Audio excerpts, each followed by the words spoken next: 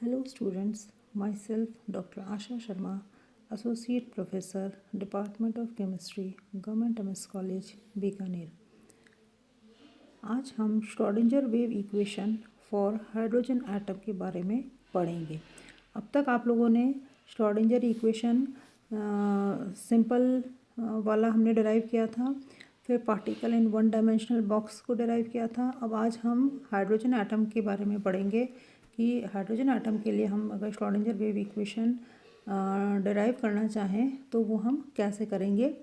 तो देखते हैं कि हाइड्रोजन एटम जो है वो सबसे सरल परमाणु तंत्र है। क्यों? क्योंकि इसका जो न्यूक्लियस है उसमें एक प्रोटॉन होता है जिसके चारों ओर एक इलेक्ट्रॉन चक्कर लगाता है। अतः जो श्रोडिंगर इक्वेशन है हाइड्रोजन एटम के लिए वो हम इस प्रकार से इसको डिराइव कर सकते हैं। और ये जो इक्वेशन है हाइड्रोजन की तरह के जो परमाणु हैं उनके ऊपर भी ये एप्लीकेबल होता है। जैसे यानी कि वो सिस्टम्स, वो परमाणु तंत्र जिसके अंदर के एक इलेक्ट्रॉन होता है उनके ऊपर भी ये Schrodinger wave equation for hydrogen atom लागू होता है। अब देखते हैं हम। तो सबसे पहली इक्वेशन हमारी है जो श्रोडिंगर इक्वेशन है H psi equals to E psi, या H psi total equals to E total into psi total. Now H is represented by minus h square upon 8 pi square m del square plus V into psi x y z equals to E psi x y z. अब हमें पता है कि एक particle के लिए space के अंदर जो श्रोडिंगर वेव इक्वेशन है वो क्या है, del square psi upon del x square plus del square psi upon del y square plus del square psi upon del z square plus 8 pi square m upon h square E minus V psi x y z that is equals to 0। ये equation हम derive कर चुके हैं। अब ये जो इसके अंदर जो टर्म्स हैं सारी वाली, del square psi upon del x square plus del square psi upon del y square plus del square psi upon del z square, इसको हमने रिप्लेस किया है। ये जो हमारा ऑपरेटर है ये लैप्लेशियन ऑपरेटर है जिसको हम डेल स्क्वायर से रिप्रेजेंट करते हैं। तो हमने इसकी जगह लिख दिया है del square psi x y z plus 8 pi square m upon h square E minus V psi x y z equals to 0। अब जैसा कि हमें पता है कि हाइड्रोजन परमाणु के अंदर केवल दो ही कण हैं, एक इलेक्ट्रॉन है दूसरा प्रोटॉन है। तो यहाँ जो m और m1 और m2 है इलेक्ट्रॉन और न्यूक्लियस के मासेस हैं। तो जो श्रोडिंगर इक्वेशन है अब इसके अंदर हमने ये 1 अपॉन m जो है ये देखिए ये इंट्रोड्यूस कर दिया है। ये देखिए hydrogen atom consist of only 2 particles, 1 electron and 1 proton. Therefore यहाँ पे ये देखिए ये जो इक्वेशन है इसके अंदर हमने यहाँ पे 1 अपॉन m यूज़ किया है। अब यहाँ पर m जो है हम उसको रिप्लेस कर सकते हैं रिड्यूस्ड मास म्यू से, और रिड्यूस्ड मास हमें पता है कि म्यू क्या होता है m1 into m2 upon m1 plus m2 के बराबर होता है। अब देखिए जो श्रोडिंगर इक्वेशन हमारा नंबर 3 था, कौन सा था नंबर 3, ये वाला। ये जो श्रोडिंगर इक्वेशन है ये हमारा इसमें कन्वर्ट हो जाता है। हमने क्या किया है इसके अंदर 1 अपॉन म्यू जो है वो रखा है, बस इतना सा ही डिफरेंस है। तो ये हो गया हमारा 1 upon mu del square psi x y z plus 8 pi square upon h square E minus V psi x y z equals to 0। ये हो गया हमारे पास में इक्वेशन नंबर 5। अब जैसा कि हमें पता है कि पोटेंशियल एनर्जी को हम इस इक्वेशन नंबर 6 के द्वारा रिप्रेजेंट कर सकते हैं, that is equal to minus Z e square upon r, where Z dash e is charge on nucleus and e is the charge on electron. Thus equation number 5 becomes, अब ये जो equation number 5 है ये हमारा ये इस तरह से चेंज होता है। इसके अंदर इक्वेशन नंबर 5 के अंदर अब हमारे पास में ये आ गया del square psi x y z plus 8 pi square mu upon h square E plus Z dash e square upon r psi x y z equals to 0। ये है हमारे पास में इक्वेशन नंबर 7। अब जैसा कि हमें पता है कि जो हाइड्रोजन परमाणु है उसके लिए स्थितिज ऊर्जा यानी कि जो पोटेंशियल एनर्जी है वो गोलीय सममित में है, अर्थात जो स्थितिज ऊर्जा है वो सिर्फ V जो है वो सिर्फ R पर निर्भर करती है। Since hydrogen atom is spherical in shape, its potential energy V depends on the radius of the sphere। तो इसलिए हम क्या करते हैं कि जो कार्टेशियन कोऑर्डिनेट्स हैं, कार्टेशियन कोऑर्डिनेट्स कौन से हमारे पास में एक्स वाई जेड। अभी आप देख रहे हैं कि जो हमने वेव फंक्शन के साथ में हर जगह एक्स वाई जेड लिखा है, तो ये क्या है, कार्टेशियन कोऑर्डिनेट्स हैं। तो हम क्या करते हैं कि जो कार्टेशियन कोऑर्डिनेट्स हैं इनको स्फेरिकल पोलर कोऑर्डिनेट्स गोलीय ध्रुवीय निर्देशांकों में परिवर्तित करते हैं, जो निम्न प्रकार से है। ये देखिए, एक्स जो है उसको हम रिप्लेस करते हैं, इसको कन्वर्ट करना होता है तो एक्स को रिप्लेस करने के लिए लिखते हैं हम r sine theta cos phi, y equals to r sine theta sine phi and z is equal to r cos theta. अब ये देखिए जो नेक्स्ट जो डायग्राम आ रहा है ये स्फेरिकल पोलर कोऑर्डिनेट्स को रिप्रेजेंट करता है। ये देखिए, ये है हमारे स्फेरिकल पोलर कोऑर्डिनेट्स। अब यहाँ पर आप यहाँ पे देख सकते हैं कि आपको ये दिखाई दे रहा है जो पोलर कोऑर्डिनेट्स हैं हमारे, पोलर कोऑर्डिनेट्स कौन कौन से हैं, आर है, थीटा है और फाई है, तीन हमारे पोलर कोऑर्डिनेट्स हैं। तो ये देखिए, ये जो पॉइंट पी दिख रहा है आपको, ये देखिए पॉइंट पी जो दिख रहा है आपको यहाँ पे, तो पॉइंट पी के ऊपर इसको एक्सप्रेस किया हुआ है। जैसे ये देखिए यहाँ पर आर है, ओ और पी के बीच में आर जो है वो क्या है, वो रेडियस वेक्टर है जो कि है length from O to P. O to P के बीच के अंदर जो डिस्टेंस है उसको किससे रिप्रेजेंट किया गया है, आर से रिप्रेजेंट किया गया है। और जो एंगल बन रहा है वो है थीटा, जिसे हम ये कहते हैं कि थीटा जो है वो क्या है, वो रेडियस वेक्टर और जेड एक्सिस के बीच का एंगल है। और फाई जो है, फाई देखिए जो नीचे वाला जो ये है, ये देखिए नीचे आपको ये दिख रहा है, वो एक्स वाई प्लेन में जो रेडियस वेक्टर है उसको हम एक्स्ट्रापोलेट करते हैं तो एक्स एक्सिस के बीच का जो एंगल है वो कहलाता है ये फाई। तो इस तरह से हम ये देख रहे हैं कि जो कार्टेशियन कोऑर्डिनेट्स हैं उसको हम स्फेरिकल पोलर कोऑर्डिनेट में कन्वर्ट करते हैं। और अब हम इन्हीं की सहायता से जो हमारा जो श्रोडिंगर वेव इक्वेशन है उसको क्या करेंगे, उसको पोलर कोऑर्डिनेट्स के लिए उसको चेंज करेंगे। तो अब ये देखिए कि हमारे को ये जो इक्वेशन है, जो इक्वेशन प्राप्त हो रहा है वो किसके लिए हो रहा है, हमारे को ये पोलर कोऑर्डिनेट्स के लिए प्राप्त हो रहा है। ये देखिए यहाँ पर ये लिखा हुआ है और इसके अंदर आप ये देखिए कि यहाँ पर अब एक्स वाई जेड नहीं दिख रहा है आपको और यहाँ पर पोलर कोऑर्डिनेट्स दिख रहे हैं। तो यहाँ पर जैसे पिछले इक्वेशंस में हमने देखा था कि psi was the function of x y z, अब इस इक्वेशन में आप देखिए हमारा जो इक्वेशन नंबर 11 है इसके अंदर क्या है कि साई जो है वो किसका फंक्शन है, आर थीटा एंड फाई का फंक्शन है।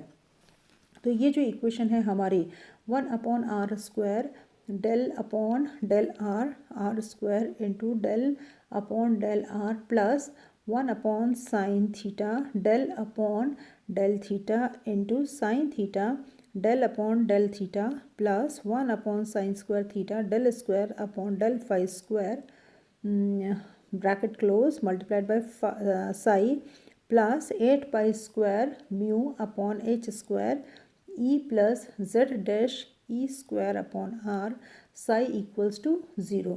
तो यहाँ पर जो साई है अब वो किसका फंक्शन हो गया है, आर थीटा और फाई का फंक्शन हो गया है। अब ये देखिए ये जो फाइनल इक्वेशन है हमारी, जो Schrodinger wave equation for hydrogen atom, ये है हमारी और 1/r² d upon d r into r square d psi upon d r plus 1/r² sine theta into del upon del theta into sine theta upon del psi upon del theta plus 1/r² sine square theta into del square psi upon del phi square plus 8 pi square mu upon h square E plus Z dash e square upon r psi equals to 0। अब यहाँ पे ये देखिए कि ये जो equation number 12 है हमारा, ये है श्रोडिंगर इक्वेशन फॉर हाइड्रोजन और हाइड्रोजन जैसे सिस्टम्स के लिए है, जो कि बेस्ड है 3 स्फेरिकल कोऑर्डिनेट्स। और अब यहाँ जो वेव फंक्शन है साई, वो इन तीनों वेरिएबल्स यानी कि आर, थीटा और फाई का फंक्शन है या इनका फलन है। अब ये जो हमारे को ये फंक्शन या जो फलन मिले हैं, इसको हम सेपरेट कर सकते हैं। तो ये सेपरेशन इनटू वेरिएबल्स, इसके लिए हमारे पास में ये 3 इक्वेशंस हैं। इसके अंदर आपको सिर्फ ये पता होना चाहिए कि ये इक्वेशंस पूछी जाती है आपको एग्ज़ाम्स के अंदर। तो ये तीनों इक्वेशंस जो हैं सेपरेशन इनटू वेरिएबल्स, यानी कि अब इसमें देखिए जो हमने 3 इक्वेशन लिखी है, एक तो फाई की इक्वेशन है, एक थीटा की इक्वेशन है और एक आर वाली या रेडियल इक्वेशन कहलाती है। तो यहाँ पर ये देखिए जो सबसे पहली वाली जो इक्वेशन है, जो कि फाई इक्वेशन है, इसके अंदर देखिए del square Z upon del phi square plus m square Z equals to 0, ये कहलाती है फाई इक्वेशन। ये फाई इक्वेशन इसलिए कहलाती है क्योंकि यहाँ पे जो वेरिएबल है ये क्या है, सिर्फ एक ही है, वो है फाई। और यहाँ पर जो एम है वो क्या है, क्वांटम नंबर है एम। और सेकंड जो इक्वेशन है हमारी, जो कहलाती है थीटा इक्वेशन।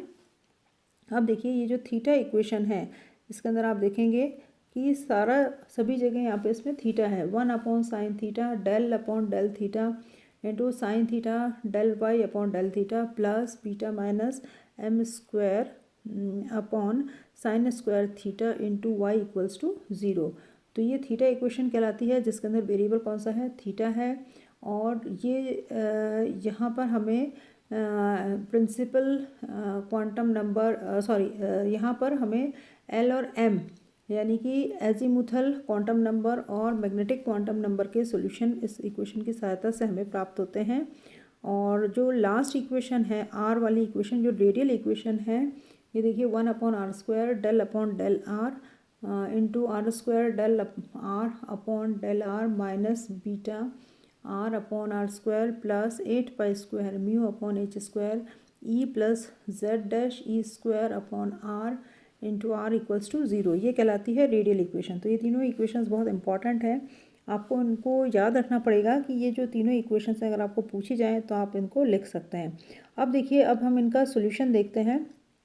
आपको सिर्फ इसका सोल्यूशन पता होना चाहिए कि अगर फाई इक्वेशन है तो उसका सोल्यूशन क्या होगा। इक्वेशन आपको बता दी गई है। अब सोल्यूशन के बारे में आप देखिए, तो देखिए अगर हम इसका सोल्यूशन देखें, सोल्यूशन ऑफ फाई इक्वेशन, तो ये क्या है, z phi equals to 1 upon under root 2 pi into e to the power plus minus iota m into phi. यहाँ एम मैग्नेटिक क्वांटम नंबर है, जो कि हमें क्या बताता है, it gives the orientation of electron in magnetic field. और z जो है ये कंपोनेंट है एंगुलर मोमेंटम का। तो possible value of z that is component of angular momentum is m into H upon 2 पाई। तो m की वैल्यू क्या हो सकती है यहाँ पे, 0 plus minus 1 plus minus 2 etcetera. अब नेक्स्ट आता है हमारा सॉल्यूशन ऑफ थीटा इक्वेशन। अब यहाँ पे ये देखिए सॉल्यूशन ऑफ थीटा इक्वेशन के अंदर यहाँ पे ये इक्वेशन लिखी हुई है, y theta equals to 2l plus 1 into upon 2 into l minus m factorial upon l plus m factorial raise to power half into p factorial m into l cos theta.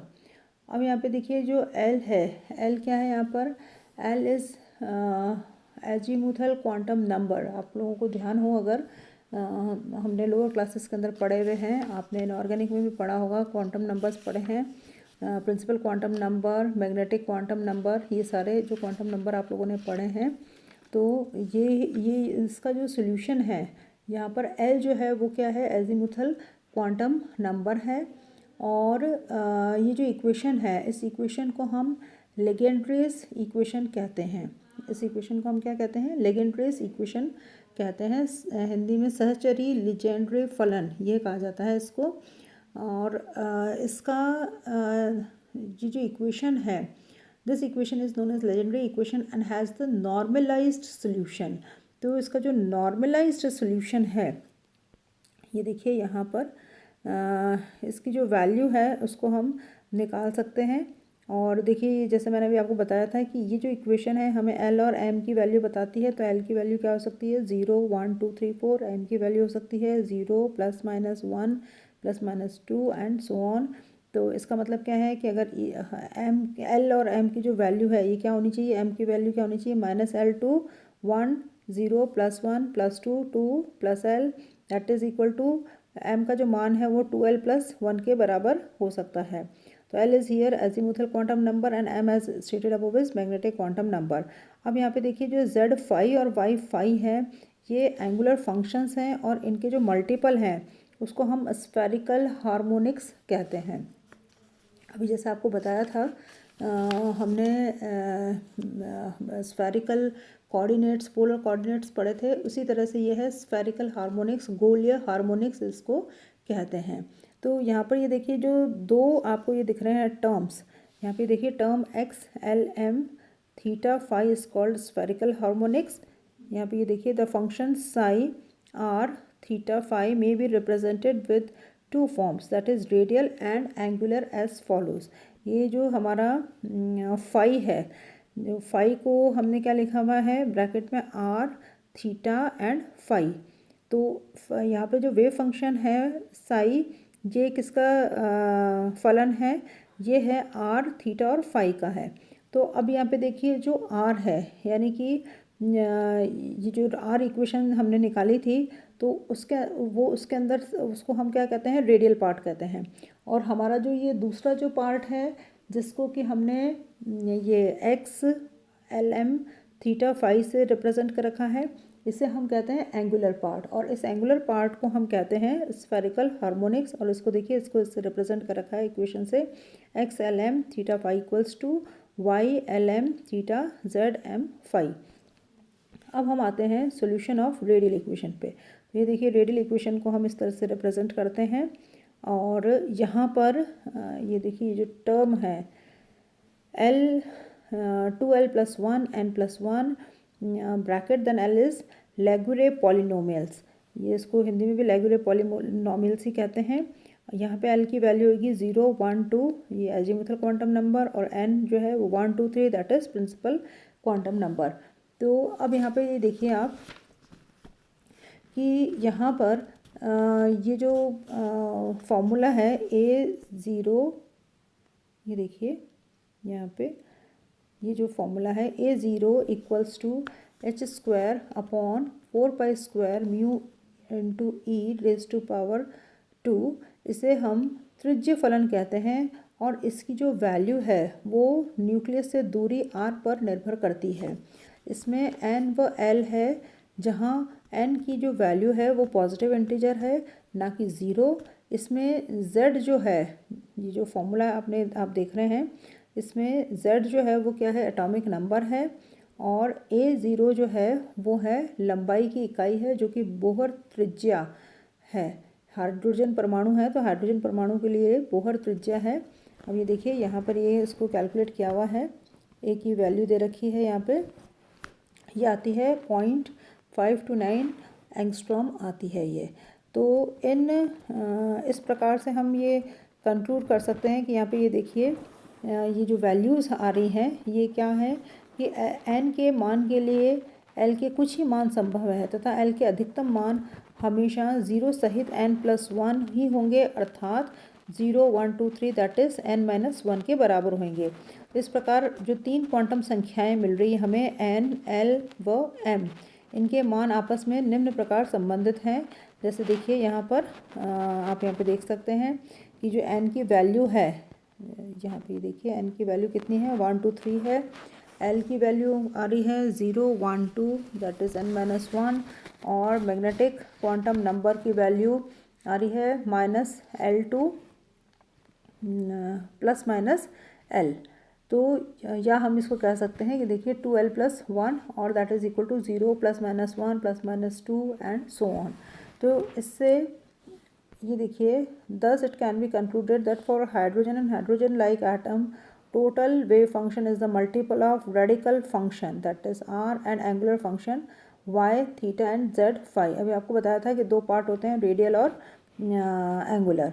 It follows the total wave function for hydrogen atom is, तो जो total wave function है hydrogen atom के लिए यानी कि जो साई है उसको हम इस प्रकार से एक्सप्रेस कर सकते हैं, psi n l m r theta phi equals to r n then r y l m theta z m and phi. अब ये देखिए यहाँ पर हम इसकी वैल्यूज़ निकाली भी है कि जब n की वैल्यू 1 होएगी तो l की वैल्यू क्या होएगी 0 होएगी, और n की वैल्यू 1 है, l की वैल्यू 0 है। इसी तरह से जब n का मान 2 होगा तो l की वैल्यू क्या होएगी 0 1 होएगी। तो ये आपको पता है कि l जो 0 है वो क्या स्टेट को रिप्रेजेंट कर रहा है, s स्टेट को, और l की वैल्यू जब 1 है तो वो किसको स्टेट रिप्रेजेंट कर रहा है, p स्टेट को। और l की वैल्यू यहाँ पे ये देखिए अलग अलग जो l की जो वैल्यूज़ है इसके ऊपर हमको पता है SPDF जो रेडियल शेल्स है उसके लिए हमें पता है कि क्वांटम संख्या अगर n की वैल्यू 1 है तो l की वैल्यू क्या होगी 0 होगी। इसको हम किससे रिप्रेजेंट करते हैं, 1s से रिप्रेजेंट करते हैं, जिसमें जो क्वांटम संख्या n तथा s l इक्वल्स टू 0 को प्रदर्शित करता है। और अगर n की वैल्यू 2 होएगी तो l की वैल्यू क्या होएगी 0 होएगी और 1 होएगी, यानी कि ये दो अवस्थाएं को प्रदर्शित करती है, 2s और 2p होगा। तो n इक्वल्स टू 3 के लिए l की वैल्यू क्या हो जाएगी 0 1 2, यानी कि 3s 3p व 3d।